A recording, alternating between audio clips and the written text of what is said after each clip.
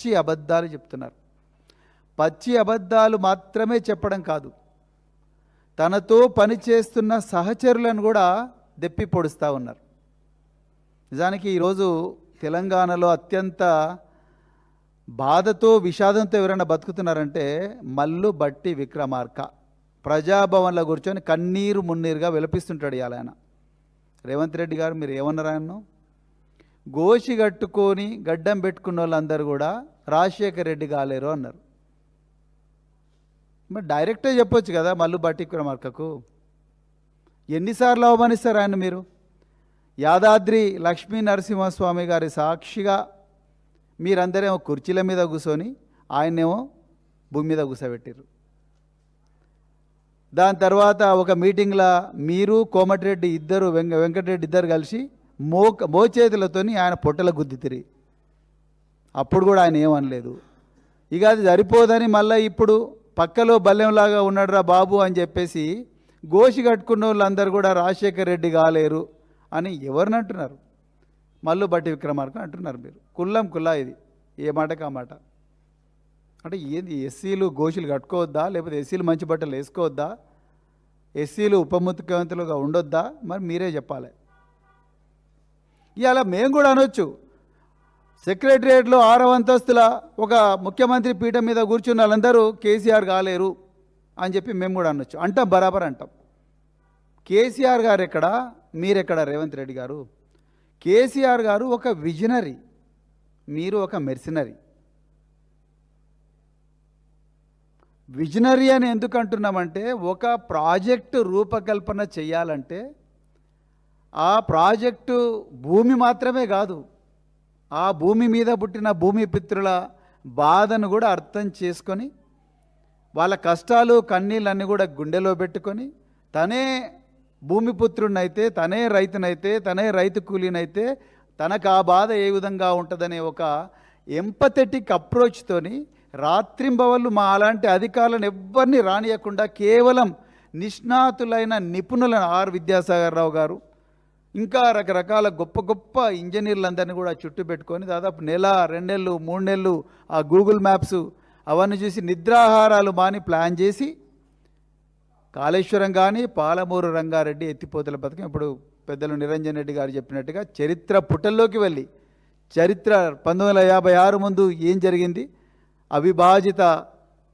హైదరాబాద్ రాష్ట్రం, దాని తర్వాత ఏం జరిగింది, 1956 తర్వాత స్టేట్ రీఆర్గనైజేషన్ యాక్ట్లో మనకి ఎంత అన్యాయం జరిగింది, బచావత్ కానీ బ్రిజేష్ కుమార్ కానీ, వీటన్నిటినీ అర్థం చేసుకొని వచ్చి అప్పుడు ప్రజల ముందర డిస్కస్ చేసి అసెంబ్లీలో ప్రజెంటేషన్ ఇచ్చి దాని తర్వాతనే జీవోలు రిలీజ్ అయినాయి. రేవంత్ రెడ్డి గారు దయచేసి వినండి, మీరు ముఖ్యమంత్రి, మీకు 4 లక్షల జీతం వస్తున్నది, మీకు 9 వాహనాల బుల్లెట్ ప్రూఫ్ కాన్వాయ్ ఉన్నది, మిమ్మల్ని కాపాడడానికే 100 మంది పోలీస్ అధికారులు నిద్రాహారాలు మాని డ్యూటీలు చేస్తున్నారు.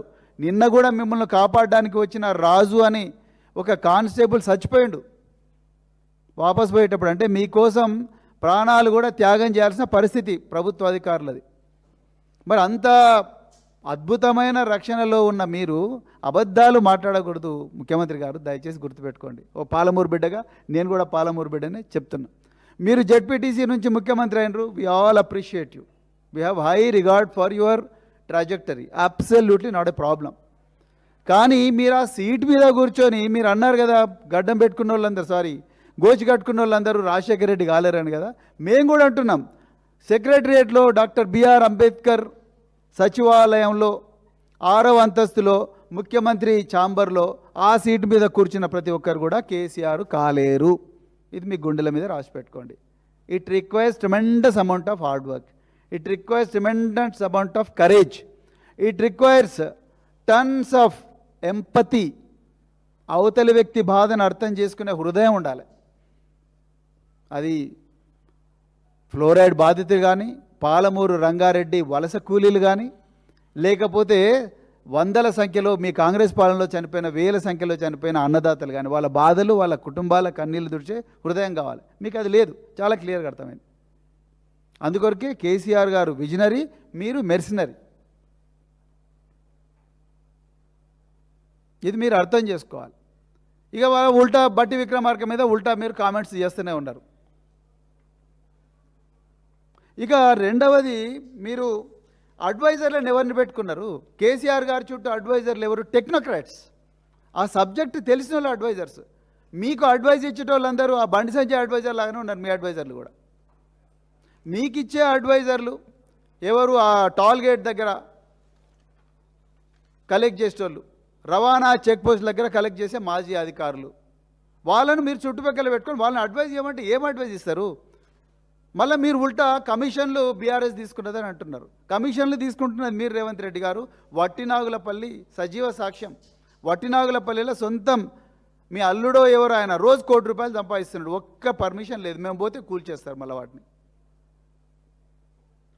నిజాలు మాట్లాడండి. మీకు ఈ 4 చిన్న చిన్న జిల్లాలకు రోడ్డు మీద పోవచ్చు కదండి, కాన్వాయ్లో పోవచ్చుగా మీరు. మీకు మంచి కాన్వాయ్ ఉన్నది, దానికి హెలికాప్టర్ ఎందుకు? దానికి ఒక 50 లక్షలు ఖర్చు. కాన్వాయ్లో పోవచ్చు కదా, కాన్వాయ్ల కళ్ళాల మీద నుంచి పోవచ్చు కదా. ఇప్పుడు నిరంజన్ రెడ్డి గారు చెప్పినట్టు రైతులందరూ రోడ్ల మీద కన్నీరు మున్నరగా వెలిపిస్తున్నారు.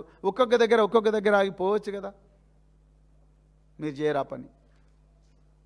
హెలికాప్టర్ల మీద వాళ్ళు ఎందుకంటే భయం ప్రజలంటే. మా అస్సలు విషయం చెప్పండి. మీకు ఎన్ని పైసలు కావాలన్నా చెప్పండి. మీ టార్గెట్ ఏంది? ఇక్కడ ఉండి ఒక ముఖ్యమంత్రి కార్యాలయంలో కూర్చొని ఈ తప్పుడు పనులు చేయడం కన్నా, ఈ తప్పుడు మాటలు మాట్లాడడం కన్నా దయచేసి మీ టార్గెట్ చెప్పండి. పాలమూరు బిడ్డలందరం కలిసి ఎక్కడో దగ్గర కూలి పని చేసి మేము ఆ కష్టార్జితాన్ని మీ చేతిలో పెడతాం. అంతే తప్ప మీరు ముఖ్యమంత్రి పీఠంలో కూర్చొని బాధ్యతారహితంగా మాట్లాడకండి. ఇక రెండోది ఏమన్నారు?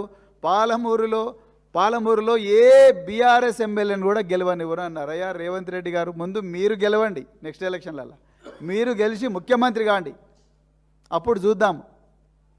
ముందు మీరు మీ కాంగ్రెస్ నాయకులందరూ గెలిచి ముఖ్యమంత్రి కాండి. మీరు అన్నారుగా లాస్ట్ మాట, అబ్కీ బార్ కాంగ్రెస్ సర్కార్.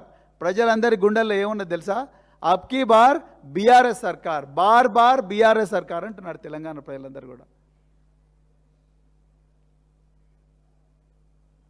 ముఖ్యమంత్రి ఒక జిల్లాకు సొంత గడ్డకు జన్మస్థానానికి పోతున్నాడంటే విపరీతంగా ఒక నెల రోజులు ఆఫీసర్లను సతాయించి ఆ డేటా తీసుకురా, ఇంకా నా జిల్లాకి ఏం చేయాలి, నా జిల్లాకి ఇప్పటివరకు ఎంత అన్యాయం జరిగింది, నా జిల్లాకు ఎన్ని ప్రాజెక్టులు వచ్చినా, ఎన్ని ప్రాజెక్టులు పూర్తయినా, ఎన్ని ప్రాజెక్టులు పూర్తి కాలేదు, అవన్నీ కూడా ఆఫీసర్ల దగ్గర నుంచి డేటా తీసుకొచ్చి మళ్ళీ ఆ జిల్లా ఎమ్మెల్యేలందరినీ పిలిచి వాళ్ళందరితో డీటెయిల్గా మాట్లాడి ఎన్ని పైసలు ఉన్నాయని చెప్పి ఫైనాన్స్ మినిస్టర్ని పిలిపించి, ఆ ఫైనాన్స్ నేను మా జిల్లాకు పోతున్నావా, నాకు ఒక 5,000 కోట్లో 10,000 కోట్లో కావాలని చెప్పేసి అవన్నీ ప్రాజెక్ట్ ప్రపోజల్స్ ప్రిపేర్ చేసుకొని పోయి ప్రజల ముందర అనౌన్స్ చేస్తారు.